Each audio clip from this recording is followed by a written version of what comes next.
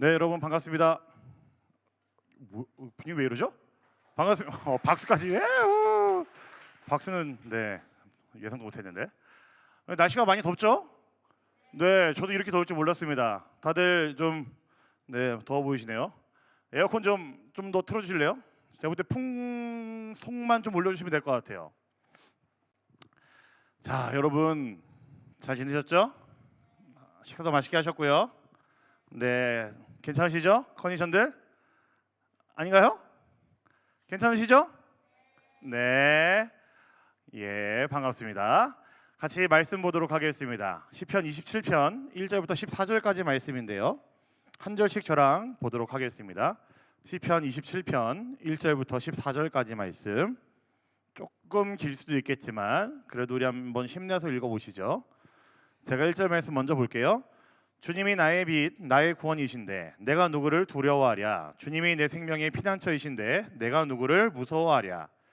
나의 대적자들, 나의 원수들, 저 악한 자들이 나를 잡아먹으려고 다가왔다가 비틀거리며 넘어졌구나. 군대가 나를 치려고 애워싸도 나는 무섭지 않네. 용사들이 나를 공격하려고 일어날지라도 나는 하나님만 의지하려네. 주님, 나에게 단 하나의 소원이 있습니다. 나는 오직 그 하나만 구하겠습니다. 그것은 한평생 주님의 집에 살면서 주님의 자비로우신 모습을 보는 것과 성전에서 주님과 의논하면서 살아가는 것입니다.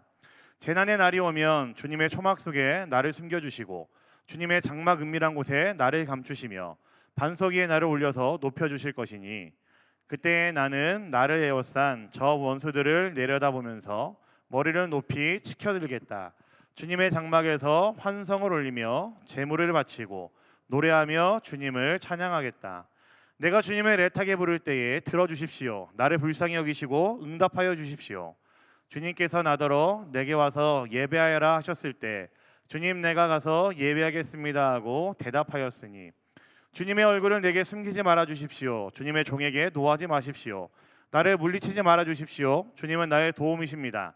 나를 버리지 마시고 외면하지 말아 주십시오. 주님은 나를 구원하신 하나님이십니다. 나의 아버지와 나의 어머니는 나를 버려도 주님은 나를 돌보아 주십니다. 네, 주님, 주님의 길을 나에게 가르쳐 주십시오. 내 원수들이 엿보고 있으니 나를 안전한 길로 인도하여 주십시오. 그들이 거짓으로 증언하며 폭력을 휘둘러서 나에게 대항해 오니 내 목숨을 내 원수의 뜻에 내맡기지 마십시오. 이 세상에 머무는 내 한 생애에 내가 주님의 은덕을 입을 것을 나는 확실히 믿는다. 너는 주님을 기다려라. 강하고 담대하게 주님을 기다려라. 아멘. 여러분, 저는 세상에는요 하나님을 믿지 않는 사람들이 믿는 사람보다 더 많다는 것을 알고 있습니다. 여러분 아셨어요 그거? 네, 세상에는 믿지 않는 사람들이 믿는 사람들보다 더 많습니다. 저는 목사이지만요 사람들이 하나님을 믿지 않는 게 그렇게 크게 이상하다고 저는 생각하지 않습니다. 왜냐면은 세상은 하나님을 잘 모르기 때문에 그렇습니다. 그래서 오히려 저는요 여기에 나와 있는 여러분들이 더 신기하고 여러분들이 더 특별하다고 생각을 해요. 세상이랑 똑같이 예수님을 안 믿을 수 있지만 하나님을 믿지 않을 수 있지만 오히려 하나님을 믿는 여러분들이 저는 더 신기합니다. 여러분, 하나님 믿는다는 것은요 사실 그렇게 쉽지가 않습니다. 여러분, 왜 믿는 것을 어렵다고 할까요? 간단합니다. 하나님이 보이지 않기 때문에 그렇죠. 특별한 사람, 특별한 경우를 제외하고는요 하나님을 본 사람은 거의 없습니다. 저도 마찬가지예요. 제가 하나님 본 적이 있을까요 없을까요 여러분? 저도 본 적이 없습니다. 만약에 제가 하나님을 봤다고 그러면은 아마 저는 둘 중에 하나일 거예요. 이상한 신앙을 가지고 있던가 정말 죽다가 살아났던가 둘 중에 하나일 겁니다. 여러분, 근데 하나님이 눈에 보이지 않는 것은 큰 문제가 아닙니다. 더 문제는요 하나님이 있든지 없든지 상관없이 때로는 이해도 안 된다는 게 문제예요. 성경에 이런 말씀이 있어요. 믿음은 바라는 것들의 실상이요 보지 못하는 것들의 증거다라고 말하는데 가끔 우리가 믿음 생활하면서 살아갈 때는 실상과 증거가 잘 나타나지 않을 때가 더 많이 있습니다.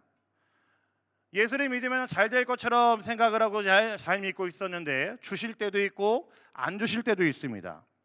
잘 될 때가 있고 안 될 때가 있습니다. 기도해도 될 때가 있고요 기도해도 안 될 때가 있어요. 하나님을 믿는다고 하면서도 평생 삶이 고단한 사람도 있습니다. 그렇죠, 여러분? 여러분, 그렇다면 여러분들 질문 하나 할게요. 그렇다면 우리는 이런데도 하나님을 믿어야 될까요? 좀 너무 도전적인 질문이죠. 네, 제가 믿지 말라는 이야기를 하려는 게 아니라는 거 알고 있죠, 여러분? 여러분, 우리는 과연 이런데도 하나님 믿어야 될까요? 성경의 여러 인물들 중에서 믿음이란 단어를 하면요, 딱 이 사람이 먼저 생각이 납니다. 누굴까요, 여러분? 아브라함입니다. 아브라함의 이름이 딱 생각이 나야 되는데, 아브라함의 별명이 뭐냐면요, 믿음의 조상 아브라함이에요.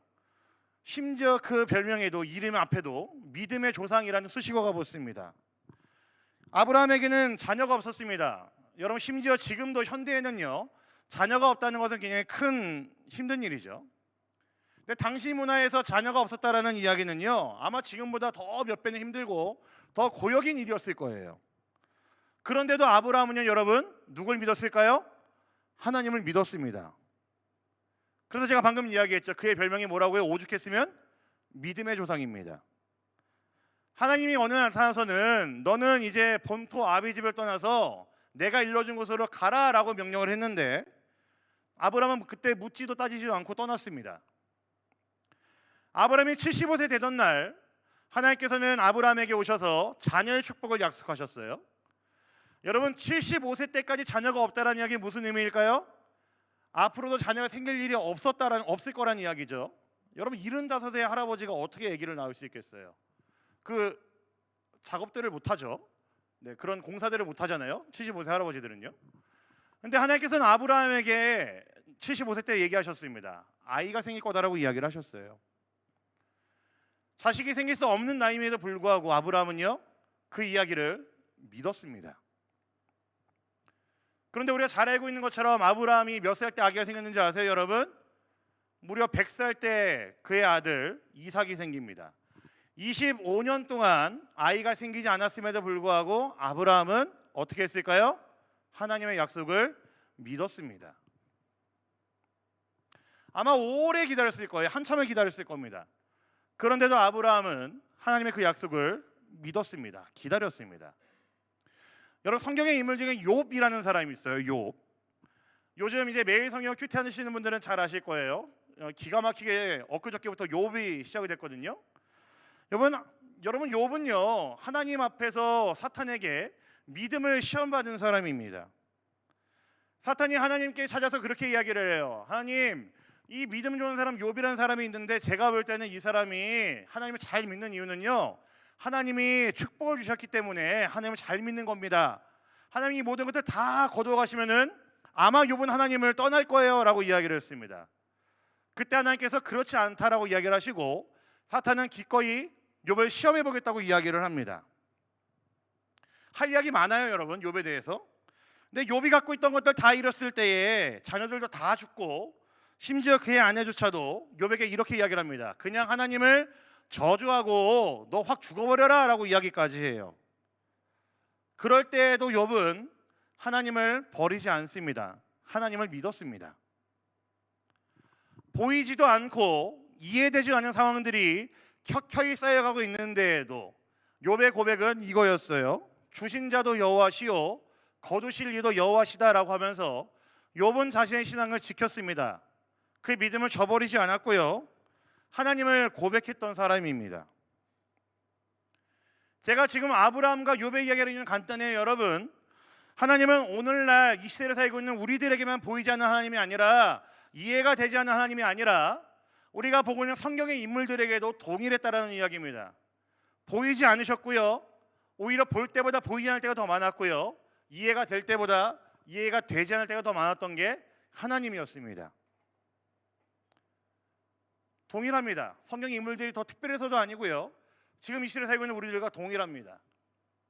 오늘 우리가 읽은 시편 27편의 다윗도 우리가 잘 아는 것처럼 하나님을 잘 믿는 사람이죠. 다윗에게도 역시 동일합니다. 하나님은 잘 보이지 않는 분이었어요. 아브라함과 욥처럼 다윗에게 하나님 그러면은 이해가 전혀 안 되는 그런 구석이 있는 하나님이었었습니다. 다윗의 인생을 우리가 전체적으로 쭉 늘려서 보면요, 다윗의 인생 가운데서도 하나님은요 그렇게 썩 많이 나타나지 않으세요. 일생 중 대부분 보이지 않게 하나님께서는 다윗과 함께 하셨습니다. 다윗의 기도에 대부분 많이 응답하지 않으셨고 하나님은 숨어만 계셨습니다. 우리 오늘 말씀 9절 한번 볼까요? 오늘 말씀 9절입니다. 봅시다. 시작. 주님의 얼굴을 내게 숨기지 말아 주십시오. 주님의 종에게 노하지 마십시오. 나를 물리치지 말아 주십시오. 주님은 나의 도움이십니다. 나를 버리지 마시고 외면하지 말아 주십시오. 주님은 나를 구원하신 하나님이십니다. 여러분, 다윗이 뭐라고 고백해요? 주의 얼굴을 내게서 숨기지 말아 주십시오라고 고백을 합니다. 뭘 알 수 있어요? 하나님이 다윗에게서 샥 숨어 있는 것을 알 수가 있죠. 지금 다윗이 이 시를 썼을 때가 언제인지 정확하게 짐작은 할 수 없지만 우리가 미뤄 짐작할 수 있는 것은요, 다윗은 굉장히 지금 힘이 든 상황 가운데서 이런 고백을 했다라는 거예요. 그를 굉장히 억누르고 있었고 그를 둘러싸고 있는 모든 상황들이 굉장히 답답하고 갑갑하고 힘든 상황 가운데 다윗이 처해 있다는 것을 알 수가 있습니다. 그런데 여러분, 재미있는 것은 8절이에요. 8절도 한번 볼까요? 봅시다. 시작. 주님께서 나더러 내게 와서 예배하여라 하셨을 때 주님, 내가 가서 예배하겠습니다 하고 대답하였으니, 사실은 지금 내게 와서 예배하여라라는 이 표현은요, 우리에게 좀 더 익숙한 개역 개념 보면요, 너는 내게 와서 나를 찾으라라는 표현이 더 맞습니다. 뭐 어쨌든요, 하나님이 이렇게 얘기를 하죠. 다윗에게 너는 나를 와서 찾으라, 나를 찾아서 예배하라라고 이야기를 하십니다. 다윗이 찾았을까요? 안 찾았을까요? 찾았습니다. 그런데 다윗이 9절에서 뭐라고 고백하고 있어요? 안 보인다라고 고백을 하고 있어요. 하나님 숨어 계십니다라고 이야기를 하고 있어요. 여러분, 저는요 이 말씀 2절만 봐도요 이런 생각 들어요. 하나님이 다윗이랑 숨바꼭질하고 있다는 생각이 들어요. 내 얼굴을 찾으라라고 명령을 하셨는데 다윗은 하나님을 찾다가 이렇게 고백합니다. 못 찾습니다라고 이야기하고 있는 거죠.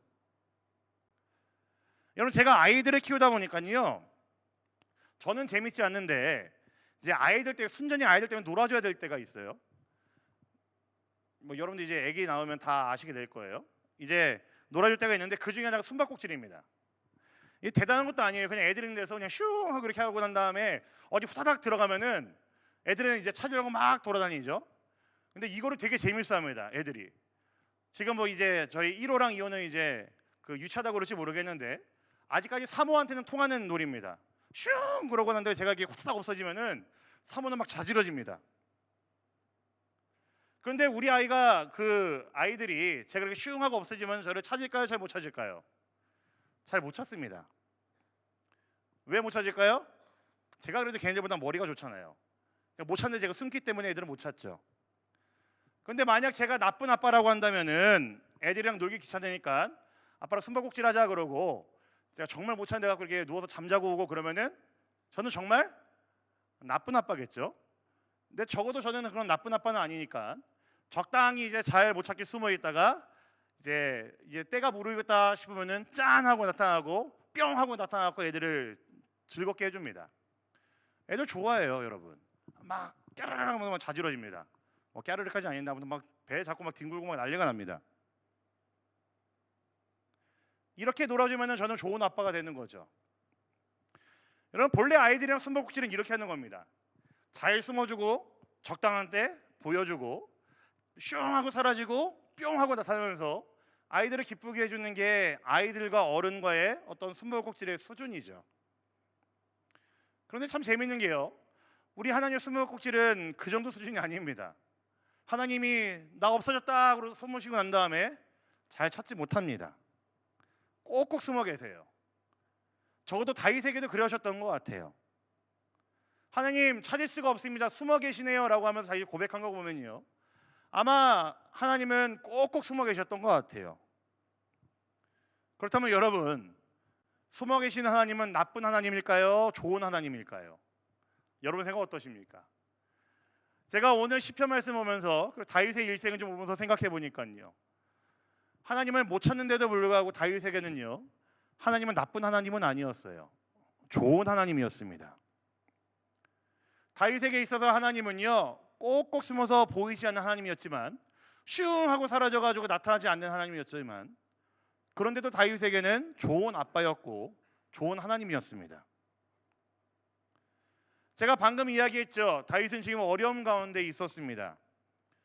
우리가 방금 9절이 그것을 말해요. 그런데 1절에서 다윗은 이렇게 고백을 합니다. 한번 볼까요? 봅시다. 시작. 주님이 나의 빛 나의 구원이신데 내가 누구를 두려워하랴. 주님이 내 생명의 피난처이신데 내가 누구를 무서워하랴. 여러분 지금 이 고백 보시면은 다윗이 두려워하고 있는 게 느껴지십니까? 안 느껴지시죠? 다윗은 하나님이 보이지 않는데도 전혀 두려워하지 않습니다. 나에게 어려운 일이 막 쌓여 있고 사면초가의 상황에 놓여 있음에도 불구하고 그 상황 가운데 하나님께서 도와주시지 않고 있지만 보이지 않고 있지만 다윗은 두려워하지 않습니다. 다윗에게는요 하나님이 보이지 않는다는 것이 이해할 수 없는 상황이었지만 그에게 일어나는 그 어려운 일들이 이해할 수 없는 상황이었지만 이해할 수 없는 하나님이었었지만 그 하나님을 이해할 수 있는 믿음이 있었습니다. 그렇기 때문에 자신이 현재 이해할 수 없는 고통 가운데 있었다 할지라도 어려움 가운데 있다 할지라도 분명히 하나님께서 자신을 도우실 것이라는 확신이 그에게는 있었어요. 설교랑 성경 공부를 이야기할 때에 좀 자주 사용하는 그런 어떤 그 논리적인 툴이 있습니다. 그것을 귀납적, 연역적이라고 이야기를 해요. 우리 교회도 자주 사용을 합니다. 특히나 이제 제자 훈련을 할 때, 뭐 양육 훈련을 할 때, 그리고 사실은 이제 제가 뭐 설교를 이렇게 준비하고 그럴 때도 이 귀납적인 방법으로 이 방법을 가지고 많이 준비를 하고 여러분들을 훈련시킵니다. 그리고 제가 여러분들에게 이제 궁극적으로 요구하는 여러분들의 말씀 묵상하는 방법은요, 귀납법적인 말씀 묵상을 저는 여러분들에게 전해주기 위해서 저는 열심히 고민하고 있고 연구하고 있습니다. 근데 여러분 귀납적이라는 단어의 뜻이 뭔지 아세요? 여러분 귀납적 논리적인 설계와 설명이 분명해서 누구도 반박할 수 없는 결론을 이끌어내는 것을 귀납법적인 논리라고 이야기를 합니다. 귀납법적인 방법을 사용했다라고 이야기를 해요. 여러분 제가 그렇게 안 보이시겠지만 저는 되게 논리적인 사람입니다. 그렇죠? 네. 안 그래 보여요? 되게 무식해 보여요? 네, 저 되게 논리적인 거 좋아하는 사람입니다. 저는 이제 논리적으로 뭔가 이야기가 진행될 때에 뭔가 진술이 이제 서술될 때에 그때 저는 납득하는 사람이고요. 좀 논리적인 어떤 근거들이 명확해야지 저는 수긍하는 사람입니다. 뭐 물론 다 그러겠죠. 요즘 뭐 MZ들은 더 그러겠죠. 네, 그렇기 때문에 나에게는 신학을 할 때에 저에게 있어서는요, 이 귀납법적인 이제 방법들이라는 것은요, 저에게 신학을 할 때 또 설교를 준비할 때는요, 굉장히 아주 유용한 도구라고 할 수가 있어요. 근데 여러분 우리의 신앙도요, 이걸로 설명이 가능합니다. 우리가 하나님을 믿는다고 했을 때 그 믿음은요, 사실은 이 논리적으로 다 설명이 되어지지 않습니다. 바꿔 말하면요, 귀납적이지 않다라는 이야기예요. 그렇다고 해서 내가 논리와 귀납을 전부 다 부정하고 포기할 수는 없지만 우리 인간의 논리로 믿음에 대한 결론을 내릴 수가 없습니다. 우리의 믿음은요, 우리의 논리와 이해를 넘어서는 영역이라고 할 수가 있죠. 저는 아직도 왜 하나님께서 아브라함에게 자식의 축복을 말씀하시고 25년 동안 기다리게 하셨는지 저는 아직도 모릅니다. 답을 잘 모르겠어요. 저는 아직도 하나님께서 왜 다윗을 힘들게 했고 다윗 앞에서 꼭꼭 숨어 계셨는지 저는 아직도 모르겠습니다. 이런 것들에 대해서는 귀납적으로 저는 도저히 여러분들에게 설명할 수가 없습니다. 저는 여러분 중에도 어려움 가운데 있는 사람이 있다는 거 알고 있거든요. 분명히 그런 사람도 있을 겁니다. 뭐 학업에 대한 스트레스가 있거나 아니면 뭐 가정에 뭐 문제가 생긴 사람이 있거나 뭐 여러 가지 뭐 친구 관계라든지 여러 가지 어떤 문제들 때문에 지금도 분명히 어려운 가운데 있는 사람이 있으리라 저는 생각을 해요. 아마 머리로 이해할 수 없는 그런 상황 가운데 놓여 있는 사람도 분명히 있을 겁니다. 솔직하게 말하자면요, 저는 이것에 대해서도 여러분들에게 제대로 설명할 자신은 없습니다. 남 목사님한테 신방 신청하지 말아야지 뭐 그런 생각 하지 마시고요. 최대한 제가 할 수 있는 대답을 해줄 수 있는데 사실은 저는 다 몰라요. 그런데 제가 여러분들에게 확실하게 말할 수 있는 것은요, 이건 분명합니다. 저는 아브라함의 고통, 다윗의 어려움을 설명하거나 이해할 수는 없지만요, 아브라함의 믿음과 다윗의 믿음은요, 저는 100% 이해할 수 있습니다. 다윗과 아브라함이 흔들림 없이 하나님 믿었다라는 것은요, 성경에 기록되어 있습니다. 다 나와 있습니다. 그러나 놀라운 것은요, 이 믿음을 말미암아 그들이 어려웠고 좌절만 해서 그러한 과정들 가운데에서 그들은 그것들을 이겨냈고 믿음으로 승리했다라는 것은 너무나 분명합니다. 과정들은 설명할 수 없지만 결론은 여러분들이 설명할 수 있습니다. 자신 있게 이야기할 수 있어요. 그래서 여러분, 우리의 신앙은요, 때로는 귀납이 아니고요, 연역으로 우리는 이해할 수 있습니다. 결론을 가지고 유추해 나가는 겁니다. 논리적으로 설명할 수는 없지만 결론이 난 것을 보니 하나님이 이랬을 것이다라고 우리는 거꾸로 추측을 할 수 있다라는 이야기예요. 하나님은 숨어 계신 것이지 없는 것이 아니라는 이야기입니다. 우리의 눈에 안 보이는 것이지 하나님이 안 계시는 분이 아니라는 이야기입니다. 다윗은 살면서 한 번도 하나님을 본 적이 없습니다. 하지만 다윗은 분명히 알았을 겁니다. 하나님이 자신을 지키고 있다는 사실을 알았을 것이고요, 하나님은 선하다는 것을 다윗은 알았을 겁니다. 왜요? 그의 인생에서 결론 항상 그렇게 났었으니까요. 그때 왜 하나님께서 다윗에게 그러한 고통을 느끼게 하셨는지는 알 수 없지만 결론적으로는 하나님께서 그런 다윗을 붙잡아 주셨고 낙심하지 않게 하셨고 하나님을 끝까지 신뢰한 다윗에게 하나님은 승리를 주셨습니다.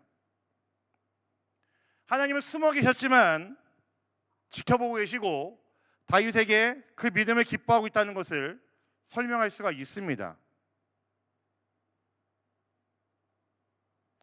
여러분, 우리는요, 하나님 보이지 않을 때 조바심이 납니다. 그래서 그 하나님이 원래 있어야 될 것 같은 자리에다가 다른 무엇인가를 많이들 바꿔놓고 올려놓습니다. 어쩔 때는요, 소비를 통해서 그 자리를 메꿀 때도 있어요. 요즘 유행하는 단어가 그거잖아요. 플렉스잖아요. 네, 뭔가 타오바오 열심히 뒤져가지고 여러분들이 원하는 것을 사고 난 다음에 그 소비를 통해 여러분 만족을 느낄 때가 많이 있죠. 어쩔 때는 사랑을 통해서 그 자리를 메꾸려고 할 때도 많이 있습니다. 여성이 남성을, 남성이 여성을 애인을 통해서 혹은 어떤 친구 관계를 통해서 하나님의 그 자리를 바꿔놓을 때도 많이 있습니다. 어쨌든 그냥 다른 사람과의 관계를 통해서, 교우 관계를 통해서 그 자리를 메꾸려고 할 때도 많이 있습니다. 별거 아닌 것 같이 제가 지금 이야기했지만 여러분 별거 아닌 것처럼 생각할 수 있겠지만 이것이 이 땅을 살아가는 우리 그리스도인들에게 남아있는 너무나 처절한 우상이고 너무나 분명하고 확실한 우상들이라고 할 수가 있죠. 출애굽한 지 얼마 안 됐을 때에 이스라엘 백성들은요, 모세가 보이지 않아서 아론에게 요청을 해서 금송아지를 만들었습니다. 근데 참 재미있는 것은요, 그 금송아지를 어떤 가나안에 있는 신, 애굽에 있는 신의 이름 붙이지 않고요, 저게 너희를 인도한 하나님이라고 아론은 이야기했습니다. 눈에 보이지 않는다고 해서 눈에 보이는 하나님으로 뭔가를 바꿔놨다라는 이야기예요.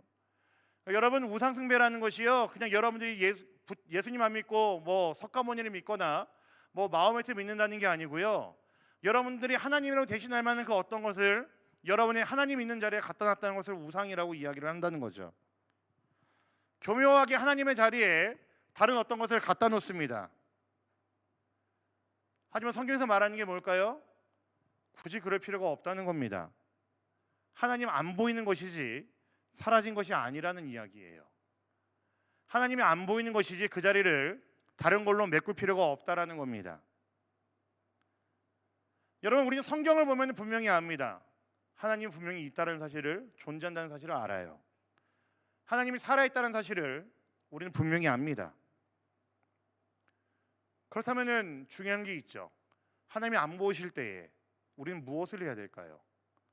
바꿔놔야 될까요? 다른 걸 찾아야 될까요? 아니요.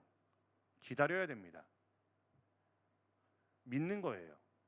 하나님, 저 다 알아요. 안 보이시지만 분명히 살아계신 거 알고요, 제 눈에 보이지 않지만 하나님 저와 함께 있다는 거 저 분명히 알아요. 이 믿음으로 여러분 믿어보는 겁니다. 오늘 말씀 마지막 절은 이렇게 되어 있어요. 같이 볼게요. 시작. 너는 주님을 기다려라. 강하고 담대하게 주님을 기다려라. 다윗의 마지막 시의 마지막입니다. 하나님을 이해하려고 하는 것보다 다윗이 택한 방법이 뭐였어요? 하나님을 기다려보는 거였습니다. 어려운 일을 당할 때에 잠잠히 하나님만 바라고 기다리는 것이 여러분 믿음입니다. 제가 지금까지 믿음에 대해서 3번 이야기를 했어요. 첫 번째는 뭐였죠? 기억하십니까 여러분? 첫 번째는 잠을 잘 수 있는 믿음이었죠. 네, 잘 들으신 분들이 있네요. 두 번째 뭐였죠? 패배하는 믿음이었습니다. 여러 가지 믿음의 세계가 넓다라고 말씀을 드렸잖아요. 때로는 어려움 앞에서 하나님을 믿고 잠자는 것도 믿음이라고 했고요. 두 번째는 내가 갖고 있던 것들, 손에 쥐고 있던 것들을 하나님 앞에 꺾고 그 앞에 패배하는 것이 믿음이라고 말씀을 드렸죠. 저는 오늘 여러분들의 믿음을 한 가지 더 이렇게 이야기하려고 합니다. 여러분 기다리는 것도 여러분 믿음입니다. 기다릴 수 있어야 됩니다. 어려운 일을 당할 때에 잠잠히 하나님을 바라고 기다리는 것이 믿음입니다. 하나님 보이지 않아요? 없는 거 아니에요? 그거 아니고요. 하나님 보이지 않아요? 저를 왜 안 도와주세요? 다른 걸로 여러분의 마음을 메꾸는 것이 아니고요. 우리는 그런 과정들과 경험들을 통해 하나님 믿는 게 아니고요.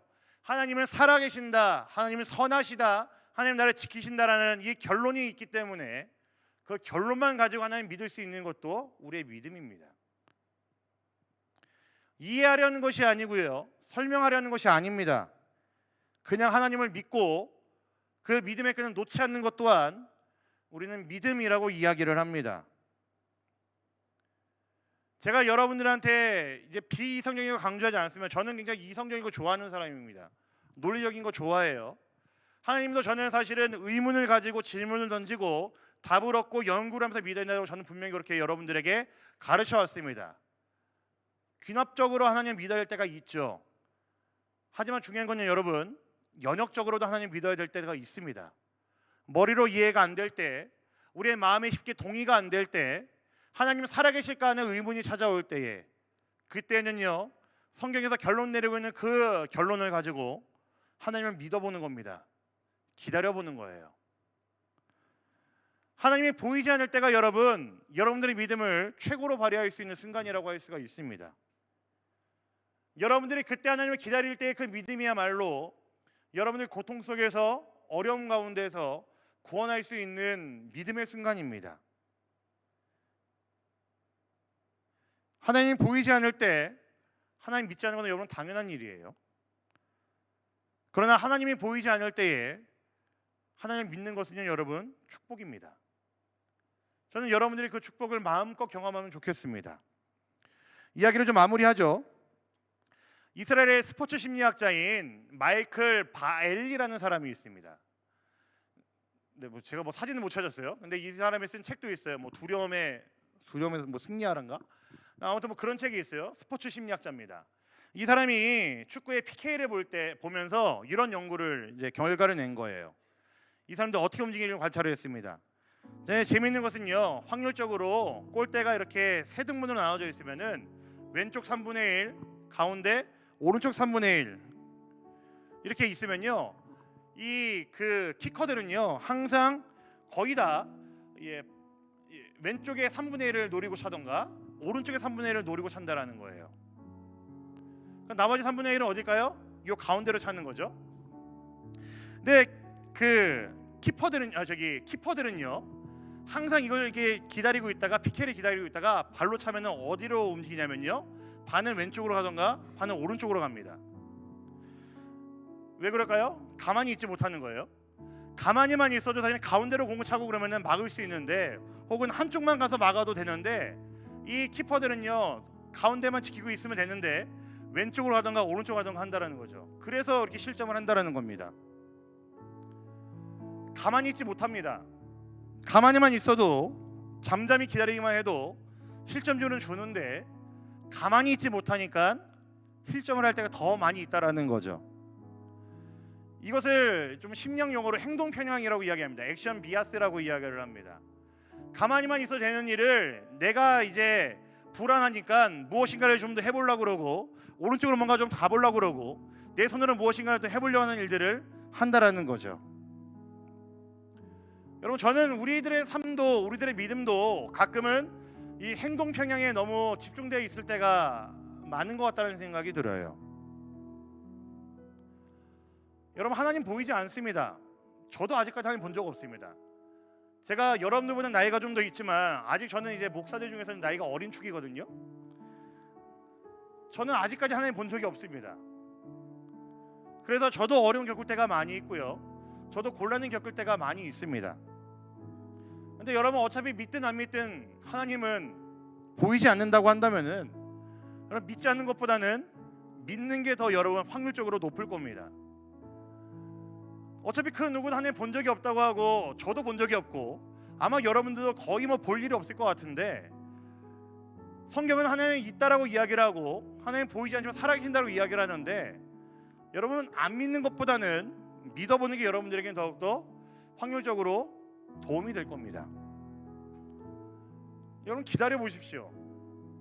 내 삶의 문제들 속에서 하나님이 보이지 않지만, 보이지 않는다고 두려워할 것이 아니라 그 자리를 다른 무언가로 메꿔버리지 마시고요, 하나님 한번 기다려 보십시오. 하나님이 일하고 계시니까, 일하실 테니까 한번 믿어보시죠. 여러분, 때로는 이 믿음이 우리에게 너무나 필요합니다. 승리하는 믿음 필요하죠. 기도하는 믿음도 필요하고요, 때로는 당당히 맞서는 믿음도 필요합니다. 그런데 여러분, 때로는요, 잠잠히 하나님 살아계심을 기억하시면서 머리로는 이해가 되지 않지만 그 하나님을 기다려보는 믿음도 여러분들에게 너무나 필요합니다. 아브라함이 그랬고요, 욥이 그랬습니다. 그리고 다윗도 그랬습니다. 사랑하는 우리 상하이연합회 모든 대학부 우리 청년들이 삶의 자리에서 하나님이 분명 우리의 눈에는 보이지 않지만 그럼에도 그 하나님을 온전히 신뢰할 수 있는 여러분이 되기를 간절히 소망합니다. 눈에 보이지 않다고 해서 없는 것이 아니고요, 성경의 인물들은 하나님이 살아계심을 분명히 증거하고 있습니다. 우리가 집중하고 손에 쥐어야 될 진리라고 한다면요, 그 결론이면 충분합니다. 하나님은 살아계시고요, 하나님이 일하시고요, 하나님 눈에 보이지 않으시지만 분명히 우리를 위해 일하시는 하나님입니다. 성경 곳곳에서 결론이 그렇게 났기 때문에 우리도 그 결론 믿고 우리들 삶에서 기다려볼 수 있고, 믿어볼 수 있고, 견뎌볼 수 있고, 뚝심 있게 버텨볼 수 있는 겁니다. 여러분의 삶을 가득 메우고 있던 하나님이 아닌 다른 것들을 이제는 치워버리는 은혜의 역사가 있기를 간절히 소망합니다. 지금 머리로는 이해가 안 되는 것들이 여러분들 안에 가득하고 이해가 되지 않는 상황들이 여러분들에 가득할지 모르겠지만, 그 상황에 여러분들 지쳐있거나 좌절하거나 무릎 꿇지 마시고, 성경에서 줄기차게 증거하고 있는 것처럼 눈에 보이진 않지만 살아계신 그 하나님을 잠잠히 바라보시고 기다려 보실 수 있는 그런 믿음을 여러분들이 가질 수 있기를 우리 주님의 이름으로 간절히 부탁드립니다. 아멘. 우리는 불안해서 무엇인가를 하죠. 그러지 않으셔도 됩니다. 때로는 하나님의 살아계심을 기억하시면서 가만히 기다려보는 것도 여러분들의 믿음이 될 수 있습니다. 신뢰를 잃지 마시고 그 하나님을 바라보시면서 잠잠히 여러분의 자리를 지켜보실 수 있는 그런 여러분들 모두가 되기를 우리 주님의 이름으로 간절히 부탁드립니다. 아멘. 우리 말씀 기억하면서 함께 찬양하겠습니다.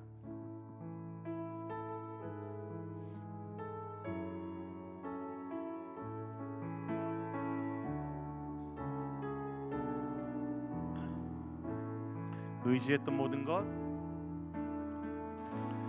의지했던 모든 것 변해가고 억울한 마음은 커져가네. 부끄럼 없이 살고 싶은 마음 주님 아시네.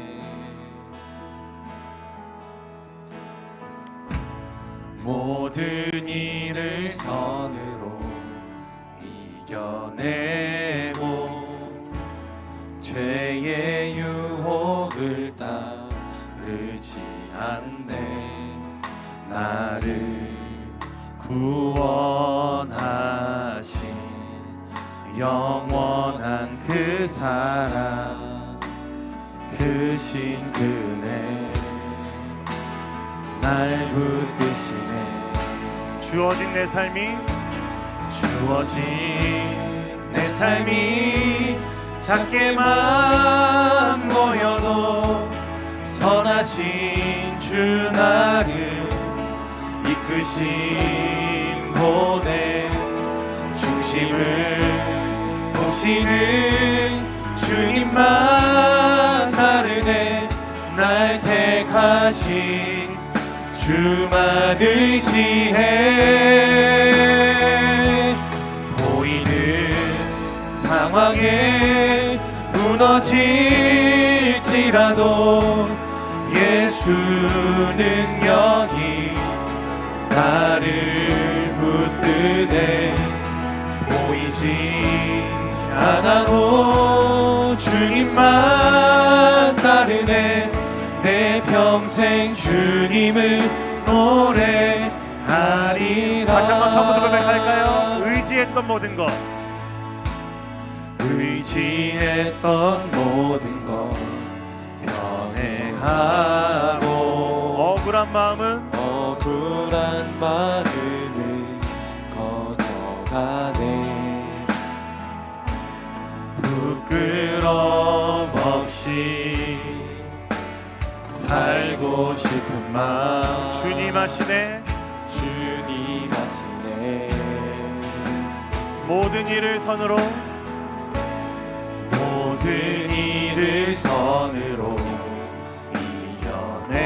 이겨내고 죄의 유혹을 따르지 않네.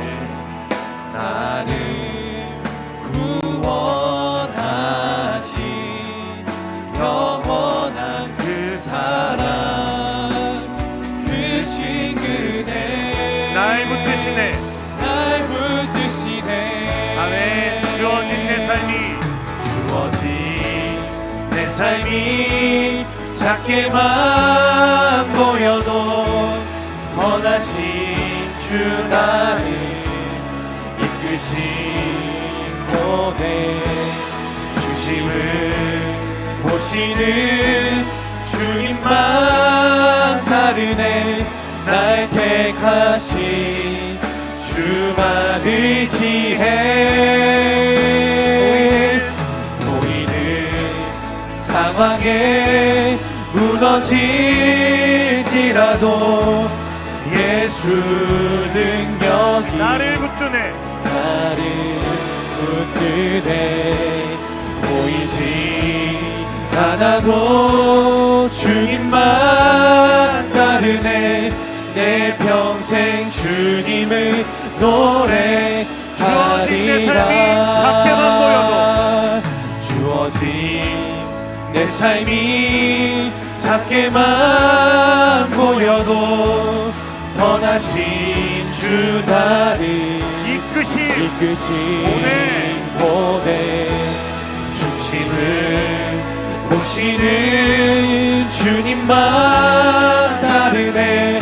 날 택하신 주만 의지해. 주만 의지해. 아멘. 보이는 상황에 무너질지라도 예수 능력이 나를 붙드네. 나를 붙드네. 보이지 않아도 주님만 따르네. 내 평생 주님을 노래하리라. 아멘. 여러분, 우리의 신앙은요 귀납법적일 때가 많이 있습니다. 가끔 우리는 연구해야 되고요, 탐구해야 되고요, 고민해야 됩니다. 그리고 그런 과정들을 통해서 우리 하나님이 어떤 분이신지 우리의 답을 내리는 과정들이 우리에게 너무나 필요합니다. 그런데 때로는요 우리에게 생긴 여러 가지 일들, 고통들, 어려움들, 우리에게 둘러서 있는 그 모든 일들은요 가끔은 뭐를 이해하지 못할 때가 많이 있습니다. 과정으로, 논리로, 우리 어떤 추론으로 이해하지 못할 일들이 많이 생깁니다. 여러분, 그럴 때는요 우리의 신앙이 연역적으로 모두가 바뀌어야 될 때가 있다라는 이야기입니다.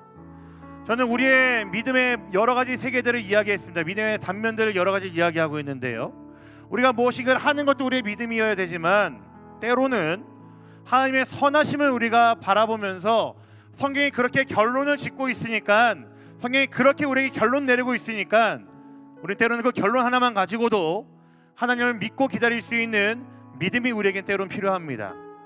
지금 여러분들의 어려운 상황 가운데에, 여러분이 처해 있는 그 모든 상황과 모든 과정들 가운데에 여러분들이 머리로 이해가 안 된다고 한다면요, 그럴 때는 연역으로 좀 한번 바꿔보세요.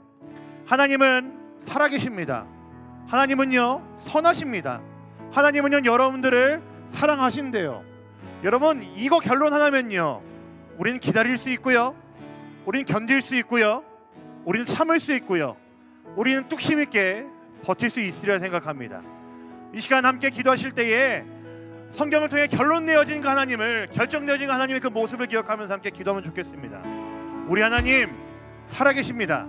눈엔 보이지 않지만 반드시 살아계셔서 일하시는 하나님이시고, 선하게 여러분들을 인도하시는 하나님이시고, 여러분들 붙들고 계신 그 하나님의 사실을 여러분들 기억하시면서 그 하나님을 붙들고 기억하시면서 이 시간 함께 우리의 마음 가운데 있는 하나님 대신했던 그 모든 자리를 메꿔버리고 바꿔버리고 하나님만 온전히 의지하며 나아갈 소망하시면서 주여 한번 크게 외친 후에 한 마음을 한 뜻으로 기도하며 나가도록 하겠습니다. 같이 기도하겠습니다.